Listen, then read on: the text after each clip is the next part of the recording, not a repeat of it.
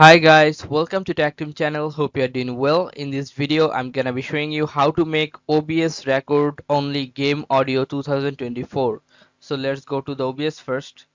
After go to OBS Studio, you have to click on settings.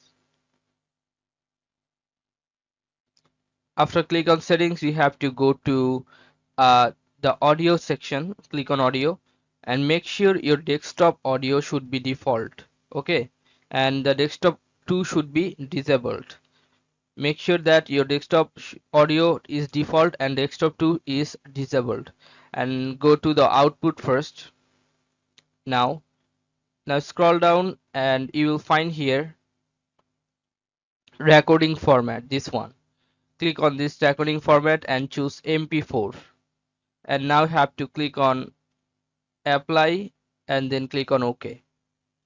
After that you have to go to start recording, and your OBS Studio start recording MP4 without any video.